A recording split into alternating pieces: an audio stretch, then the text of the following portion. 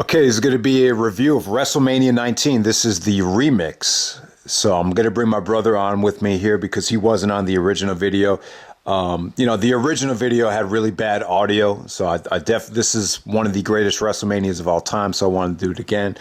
So Seattle, Safeco Field, WrestleMania 19, 2003.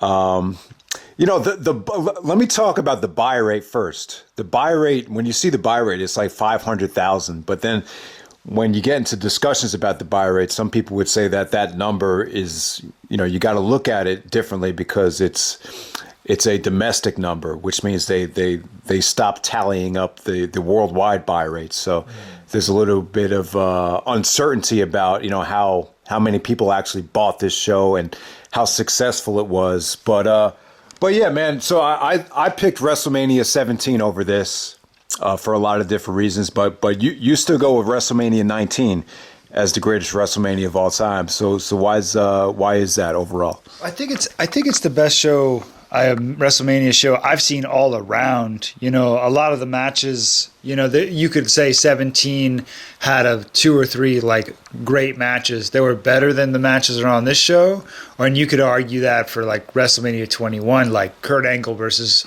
HBK is my favorite match of all time. But aside from that, that WrestleMania is not like, I'm not crazy about it. TLC was cool, but this WrestleMania 19, from start to finish, the flow of the show is really good, and the crowd reactions were really, really, they were popping for a lot of things. Like even in the Undertaker Nathan Jones like Big Show thing, they did with A-Train, like. Like, oh man, this is kind of a throwaway for Undertaker, but the crowd was into it, and they didn't give it too much time. Like it didn't overstay its welcome. So for me, it just got better show flow than X7. Yeah, I thought. Okay. Yeah, I mean, when you look at the show, it's really a quintuple, however you say it, main event. I mean, you basically have 5 main events after kind of a short little undercard right here. Now, let me say this about the show. I think I would say this. I say a lot of times, the better the WrestleMania is, the more feelings have to get hurt. I mean, the thing that kind of sucks is, Rob Van Dam in his prime, at the height of his popularity, left off the show.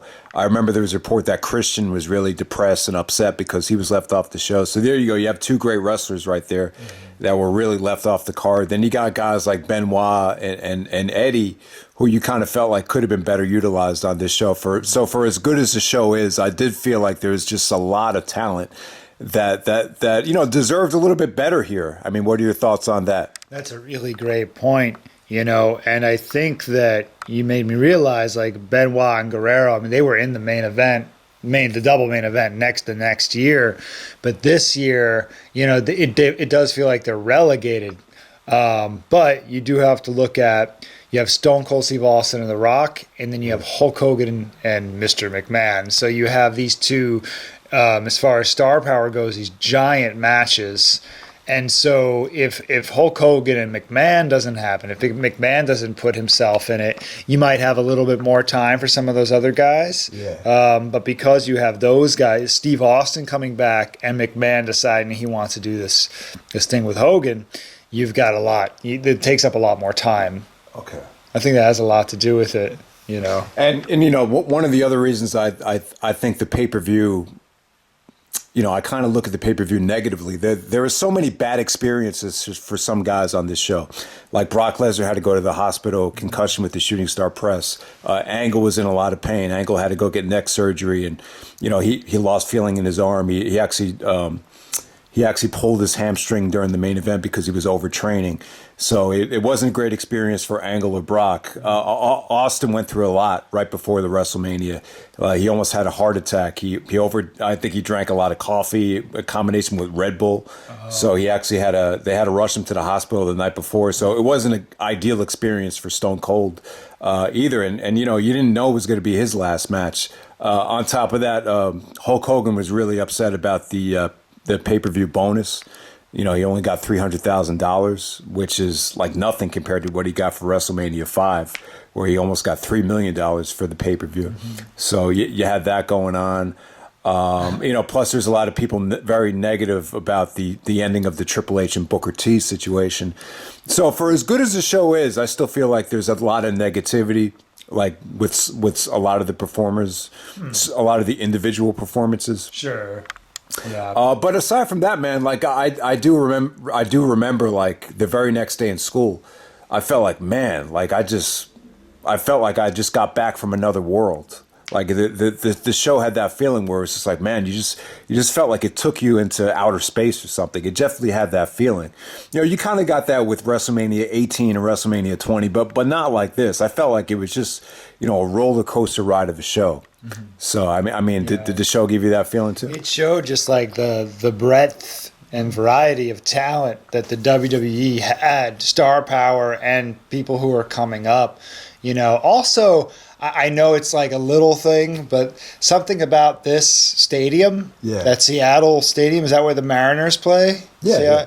Like, I just think it looks so cool. It looked really cool, you can see the daylight coming in, and Yeah. it's like a combination of natural light and then of course the whatever. And you thought the crowd was great throughout the whole show. I thought the crowd was really, really responsive. You Okay, know, yeah. I kind of thought they were lackluster with the entrances, but you know, like even in the main event got a great reaction compared to, you know, the WrestleMania 18 main event. So I mean, I would agree with you there. So yeah. but yeah, let's get right to the undercard. First match tonight, you have Matt Hardy, Rey Mysterio for the Cruiserweight Championship. I just thought this was cool, man. I mean, Matt Hardy was at the height of his career in terms of character development. Him and Mysterio had a nice fast-paced match. I just thought this was an awesome way to start off the show. Very fast-paced, very athletic. They actually have a better match on SmackDown at the beginning of June, which they got more time in the main event for that match. But this is a great way to start off the show. Yeah, no, I always forget that Matt Hardy won this match. Every time I watch it, I'm like, oh my God, I can't believe he won, because I just expected Rey to go over as a face. The same thing happens whenever I watch Rey versus Angle at SummerSlam 02. I'm always like, oh, wait a second, Rey doesn't win this match? Like it was his pay-per-view debut too. So it just kind of made me think like, oh, of course Rey Mysterio is going to win this match. And they just moved great, you know, in this match. And of course, every time I see Matt from this era, I'm always like, man, this whole Mattitude thing was a missed opportunity. Yeah, no, I think when you look at Matt right here, you would actually say, you know, like Matt should have went on to become the better Hardy. You know, Jeff is TNA champion, WWE champion, but you know, if Matt had really continued this gimmick with the version 1 gimmick, I think he would have been great. He was awesome back then. I love making fun of him, but at the same time, I think Matt Hardy, you know, he cut some great promos back then. And that was part of the fun. He was making fun of himself. Yeah, it's like, I've got a Mattitude. Yeah, so that's what was so good about it. Looks like somebody needs a Mattitude adjustment. It's very real. He would do stuff like that. Yeah, it's a shame that he didn't push to kind of like stick with that, you know, because he would have transitioned to face and then back to heel. Oh, yeah. That's gold in pro wrestling when you can kind of be ambidextrous with face and heel. He could have gone back and forth with that. Yeah, man, Matt Hardy had some bad luck, but this was definitely the best time for him as a singles guy in WWE. And shout out to Rey Mysterio with the Daredevil outfit. That was pretty cool because Daredevil had actually come out that month with Ben Affleck. All right, next up we had Undertaker and Nathan Jones taking on Big Show and A-Train. They took Nathan Jones out of the match. The report was that Nathan Jones couldn't get the match right, so they beat him out of the actual match, and it ended up being a handicap match with Taker taking on Big Show and A-Train. Undertaker actually comes out with the Limp Bizkit performing the Rolling theme. So what were your thoughts on this whole Undertaker versus Big Show and A-Train thing? You know, looking back on it, I wish Taker looked great here. You know, he really got himself in shape. I would say this is one of the best versions of The Undertaker in the ring that I've seen. You know, this would have been a great opportunity to do Taker versus Benoit, maybe like a little undercard match there. I would have preferred that. But what were your thoughts about, you know, Taker up against the two giants here? Yeah, I think it creates variety. I think it's just a surprise to see someone like Undertaker in a match that basically feels like a throwaway. I think that's the thing that kind of throws people off is like, man, you're going to put Undertaker in a handicap match? That's weird, you know? So I think that's probably what does it for people. It's like, oh, this is just kind of a throwaway thing. Well, yeah, I think they had big plans for Nathan Jones, but, you know, the WWE is not cut out for everybody. So it just kind of ended up being a forgettable match in terms of Undertaker's career, but it was fine for what it was. All right, so next up you have Victoria, the women's champion, coming out with Steven Richards to take on Trish Stratus and Jazz. This is when Jazz was with Teddy Long doing the bitches black and the bitches back. That was her catchphrase. But yeah, I thought this was a good triple threat match. I thought it was a lot better than the year before where they kind of got the death spot and just a lot of athleticism, a lot of unique maneuvers. I thought Victoria and Trish both looked great. Feel good victory for Trish. For the amount of time that it went, I thought it was excellent. Yeah, and what stands out to me is Stevie Richards walking down as Victoria's manager, skipping like he's a diva. He was hilarious. He was really funny. Well, you know, sometimes the best thing to do is put your ego aside and just know your role and do what's best for the company. And sometimes you can, you know, sometimes it pays off, you know. So, but yeah, him and Victoria made for a great couple. All right, so next up we had Shelton Benjamin and Charlie Haas of Team Angle taking on Eddie and Chavo Guerrero, taking on Chris Benoit and Rhyno replacing Edge. Edge had to go get neck surgery, so you know, they replaced him with Rhyno. Rhyno kind of stuck out like a sore thumb, but you know, his gore got a big reaction. But I don't know, man. I look at Benoit here and I'm just like, oh man, like you couldn't have put him in something else, or maybe have given this match a little bit more time. I don't know. I have mixed feelings about it. The match was awesome while it lasted, but ultimately it just kind of felt like filler. His intensity is, you know, off the charts, and it's hard for me to talk about him because of what everything that ended up happening. But his intensity in this match is hard. Both him and Eddie were they were great. They're fantastic. It's like they were born in the ring, you know. This is a fun match. I mean, this is what I'm talking about with show flow. Like it really fit into this WrestleMania, and it doesn't overstay its welcome. But it's just kind of a fun, like, whoa, what's gonna happen next type of match.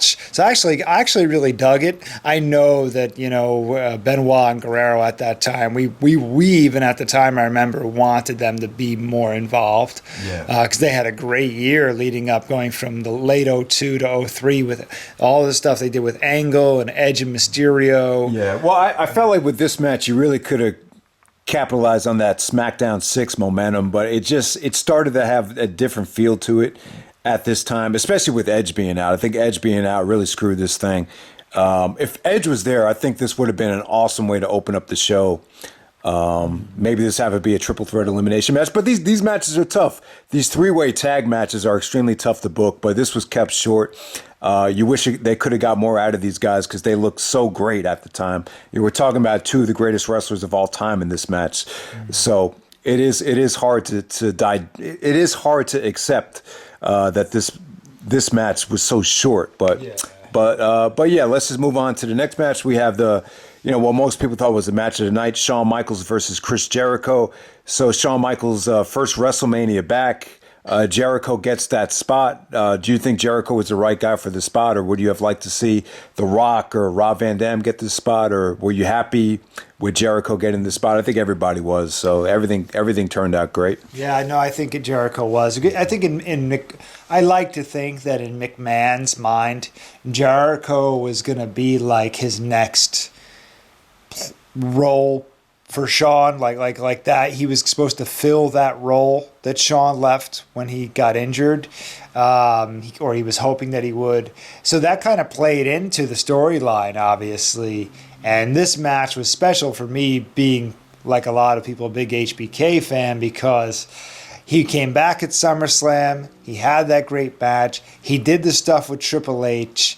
But, you know, I think, correct me if I'm wrong, this is the first time we see him full, gear, full costume with the hearts and everything, not just like something that was thrown together. Right. I think this is the first wrestling match you had without like a street fight or a stipulation. Right, Elimination Chamber. He goes in and he has a match wrestler. So it was almost like this was like he's not just coming back to mess around every once in a while. He's back, and so it was very special. And this match, yeah, I know, of course, I think it's the best match on the show. Absolutely. Well, what was your favorite part of the match?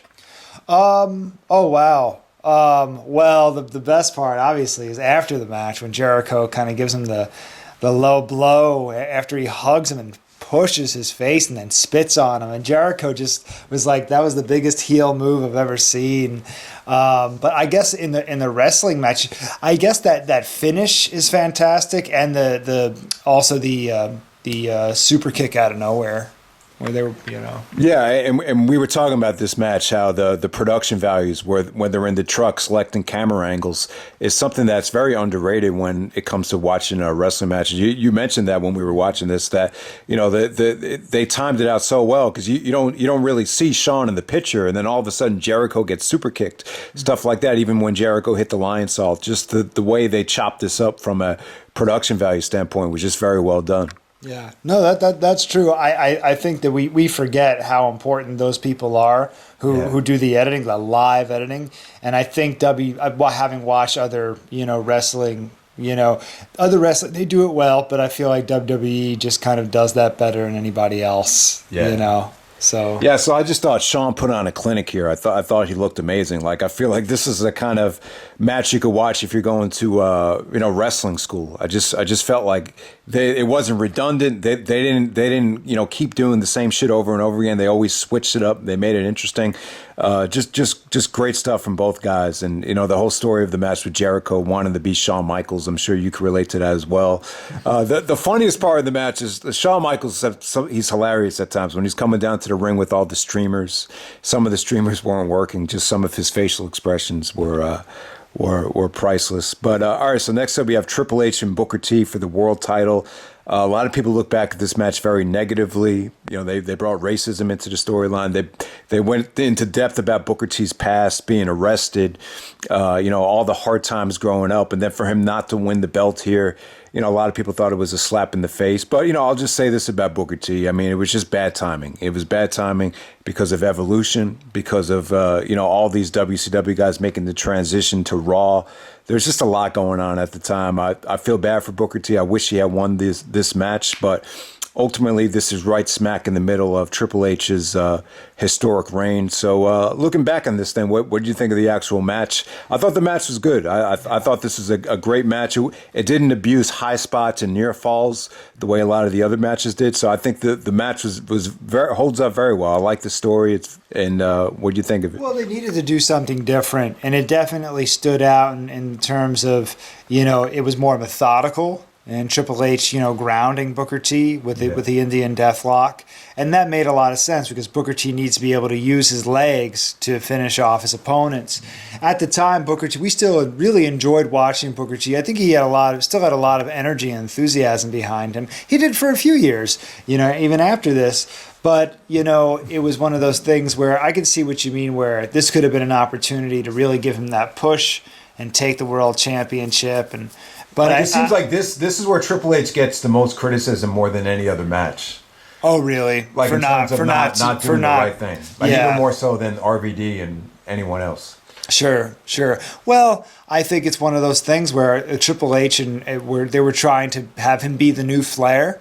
The new Flair of this era in WWE, and Flair would have long reigns, and he would defend at big events, and it would piss people off, and he would win the title back over and over again, and so they were doing the same thing with Triple H. So yeah. I'm not surprised. I wasn't surprised then, and I'm not surprised. Yeah, I mean, and a lot of people hate that finish too with the pedigree. He took forever to cover him, so they thought Booker T looked weak there. Oh yes. But I got to give Jim Ross credit though, man. He was awesome in this match, and Jerry Lawler was pro Triple H, anti Booker T.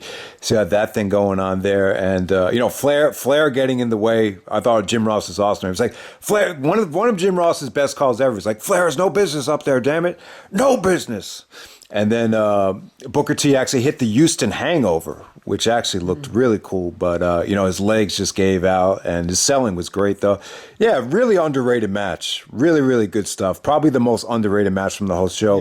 Yeah. All right, next up we have the street fight, 20 years in the making, Hulk Hogan versus Mr. McMahon. All right, what people might forget about this is now. Let me just ask you: when you think of McMahon, Hogan, and the actual beef, what do you think about with the the two guys that made WrestleMania what it is, but ultimately they had a falling out? When you think about the falling out, what comes to mind? Well, steroid scandal is the first thing that comes to mind. Yeah. But I didn't have a lot of interest in this match when it was being booked. Yeah. I still don't really like revisiting it. There's something about Hulk Hogan, and sorry folks, but there's something about Hulk Hogan that I just don't like. It's a phony piece of shit. There's something, I don't know. I mean, the thing you said about him not being happy with this $300,000 bonus, I mean, I understand that from a business perspective, but there's just a lot of talk about how greedy he was and how egotistical he was. So I just don't like him. So I don't really have anyone to root for. And I have my own qualms with McMahon. And of course, he built this amazing empire for all these people. But this is just not a match that I needed to see. But if you could think back to the time, I mean, what do you think about Piper coming out, the action, just the way it was booked? Do you have any thoughts about that? You have to do it because if you have the opportunity, you do it because McMahon is just what they did. They made history together. So you have to have this match. And the way they did it, I think it makes sense for McMahon. He can't wrestle great, so that has to be like a brawl. It's got to be a street fight. Okay, all right. So, it's a little heartbreaking, though, watching these two guys that really made WrestleMania what it was, and then they had the falling out with Hogan going to WCW. Is Hogan actually testified in front of the federal government as a government witness with the McMahon trial. So, I mean, they really did get heavy into that stuff. And you had Hogan taking shots at Vince saying, oh, your kids wouldn't have all the money that they have if it wasn't for me. So they really did get personal throughout this whole thing. Yeah. They really did have a love and hate relationship. But I mean, there's a lot to talk about here, but now let me ask you this. As someone that's really into theater and theatrics and characters and movies, I would say this. I hate watching Vince McMahon wrestle. I think he's an awful wrestler, but it's cool to watch his matches because you kind of get a glimpse into what he's looking for. What, like his facial expressions, like he shows that emotion. So it's cool to see his matches, and he does oversell.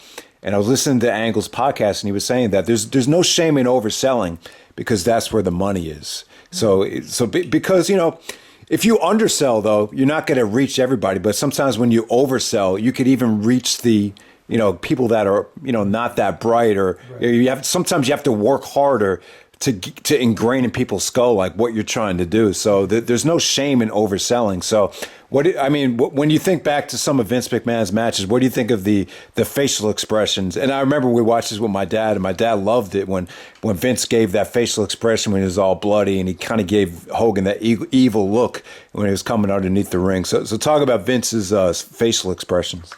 Well, I think that he is a character. I always enjoy seeing him get on the microphone. He really is. And in his matches, I was going to say, I think it's one of the reasons that Shawn Michaels was so successful is because he did a lot of that selling and overselling.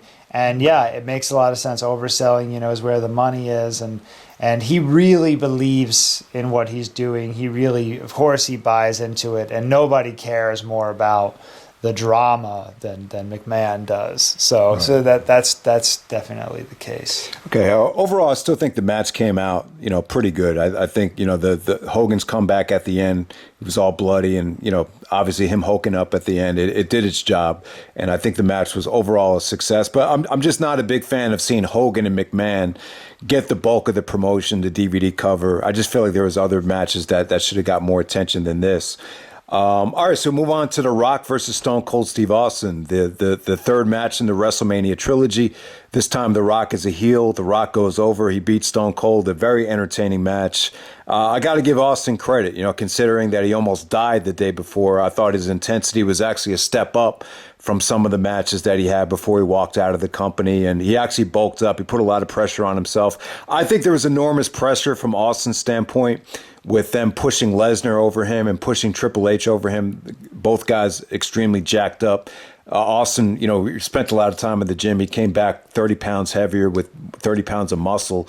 But yeah, Rock and Austin, very entertaining match. I remember when we watched this live, I was like, man, I don't think Austin was supposed to kick out there because it just seemed like he was kicking out of rock bottom after rock bottom. The Rock was just extremely entertaining. He actually put on Austin's vest, which, I wasn't a big fan of it. I felt like that's something you do at a house show, not at WrestleMania. But yeah, talk about the charisma of The Rock and just this match from Austin's point of view. This is Austin's last match. It still is Austin's last match, Right. Yeah. which is crazy. Which makes a lot of sense. I love the thing of putting the vest on. I think The Rock was the man at this time. He did whatever the heck he wanted to do. He was just so free. You could tell he was just so free with this new heel character that he kind of embraced after getting booed, a lot. He got booed, against Hogan. He got booed against Lesnar, so now he just kind of embraced it. And I just love him all throughout this. It's very, it's very scary to hear about what would have happened with Austin. I mean, he could have died before this. And, what a gut check to come in and do this. They're the only combination to do 3 WrestleMania matches. And honestly, I think this is the right one to do it with because they're just so entertaining. They're 2 of the biggest names in the history of the business, so it made a lot of sense. Yeah, it definitely had a different feel than the other 2 matches. But I will say this: I feel like if you could have a crystal ball at this time and kind of look towards the future, this would have been a huge chance to really shuffle this card around. And I didn't really think you needed to do Austin Rock again. When we got it again, I was like, oh, that's cool. That's kind of a treat. But if you knew what was going to happen with both guys never facing each other again, how about The Rock versus Mysterio? How about The Rock versus Shawn Michaels? I just, even Rock versus Eddie Guerrero. I just feel like there was other ways you could have went with this WrestleMania. Even, maybe this would have been a good time to do Austin versus Hogan. So I don't know. I kind of like if there's one WrestleMania that you could really play with and really reshuffle around, this is one of the ones where you could really do it with. So I'll definitely say that about it. Sure. But let's not waste any more time. Let's get to the main event. We have Kurt Angle defending the WWE Championship against Brock Lesnar. There's a lot to say about this match. One of the things I do want to point out is that we were at war at the time. So SmackDown was constantly getting preempted because of the news and the war. So we didn't really get to see a lot of the build-up for Kurt Angle versus Brock, which is definitely a shame. But obviously there's a lot going on to the match. Angle was going back and forth. At one point, he dropped out of the match. Benoit was going to replace him. And, he was going to get the neck surgery, the fusion surgery, but then he found the miracle doctor and decided to put off the surgery. So obviously there's a lot going on here with Angle, going back and forth about whether or not to get the certain types of surgery. But yeah, I love the match though. I think when I think of this WrestleMania, I think of this match comes to mind first. So I will give the match of the night to Angle and Lesnar. I think it's the best match they had. I feel like this is definitely prime Kurt Angle. And man, it just has both guys put themselves through hell. I love the whole thing with the amateur backgrounds. I love the wrestling they did at the beginning of the match. The shooting star press, I got to give Lesnar credit. He was pressured into doing something that was very dangerous, something he wasn't comfortable with, and he still sucked it up and got through it. And I just think this is an incredible main event. I think this is definitely like the last glimpse of prime Kurt Angle that we saw here. But and you got to give Angle credit. He trained his ass off, and he ended up tearing his hamstring in the match because he overtrained for it. But that's one of the things that comes with it when you train for a big match. The kind of part of the art is to not get hurt while training for it. It's a very difficult thing to do. It's something that I ran into problems with time and time again with basketball and things like that. But yeah, man, do you have any memories of Brock versus Lesnar or Angle versus Brock? Lesnar versus Brock. This singles match is great. I just remember being so stoked to watch these two, especially in the main event of a WrestleMania. For McMahon to give them that stage to do this is awesome, and to have it be Angle is just great. Yeah, well, I think that's what helps the show a lot is that they chose the right main event. I agree. These are 2 of the best wrestlers in the company. They're also coming, incredible success in amateur backgrounds. So this just made all the sense in the world.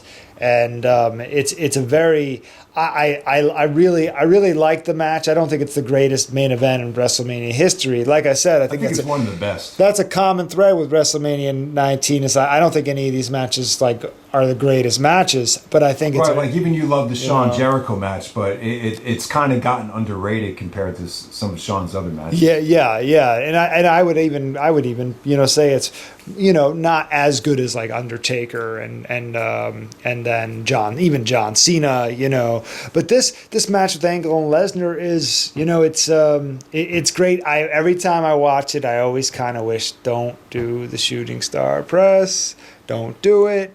And he goes up and he does it. And you know what? You're right. I mean, that's one tough son of a bitch, Brock Lesnar. For him to be able to finish the match like that, it is a WrestleMania moment, and it's kind of amazing that he was able to finish it. But I always kind of wish they had come up with something else, because it did kind of like everyone was like, okay, that wasn't supposed to happen, Yeah. It's just too bad. Yeah, no, when you watch this thing back, they shake hands, but Lesnar, he looked like he was in another world. It was like, man. Yeah, and then they have that whole WrestleMania, the movie scene, where they're trying to get him on the stretcher, and then he's like, get the fuck off me. He's like screaming at everybody. So, yeah, I mean, it was just, I don't know. Like, I think this was a great WrestleMania for the fans, but I think when you look at it from a behind the scenes standpoint, there's a lot of drama like going on behind the scenes with the company. It just seemed like, from a financial standpoint and from a health and injury standpoint and from a political standpoint as well. So. Wow. Yeah, no, that's crazy. I remember that. Yeah, with Lesnar, it was tough. That was tough. All right, so just closing thoughts. I mean, when you look back to the WrestleMania pay-per-view party we had when you saw this show, I mean, just give some overall thoughts on the show. Well, like you said, I think you woke up the next day, you were just jazzed, and it was just, like I said, the flow of this show and the feeling of this show it's just stood out to me as a WrestleMania that just still has a lot of excitement to it. You just felt like you got more bang for your buck here than even WrestleMania 17. In terms of just main event matches. I think wrestling-wise, it's a little bit better. It's a little more athletic, even more. And there's that X7 has that, but this one I think... it's funny that I was watching some of the bonus features, and even during the press conference, Vince was saying that what makes this WrestleMania special is the athleticism. Yeah. And, what's scary is the card could have even been better had they cut a lot. So the final thought, I'll just say this. You were kind of critical of the Limp Bizkit stuff. And then some of the Miller Lite Catfight Girl stuff like that. The girls look hot as hell. Like, it's even hard to, not look at them and things like that. But the bottom line is, when you add all that stuff up, it's like, man, you could have had room for some of the, some of that awesome talent that didn't even make this show. So that's what's kind of heartbreaking about it. Yeah, no, I agree with you. Well, which WrestleMania? There's two Limp Bizkit performances. Which, sorry if you're a Limp Bizkit fan, but I think it's very unnecessary. But I like the Crack Addict song, but for whatever reason, like that song is unavailable on iTunes. But yeah, you're not a Limp Bizkit fan, even though they promote them as WWE's favorite band. So. Oh boy. Yeah. Well, I think some closing thoughts. Was it WrestleMania X7 or 2000 when he said our guys are the stars now? I think 2000. 2000. Well, even here, you don't need the Catfight Girls. You don't need Limp Bizkit. Well, that's a video. Vince McMahon was like, the Miller Lite Catfight Girls. Like, they were really that was part of the heavy promotion during the press conference. So I think they still wanted that extra something special to sell the mainstream audience. So maybe that's why they did it. But yeah, man, that's pretty much it. WrestleMania 19, Safeco Field. Still one of the best WrestleManias of all time, and we're out. All right.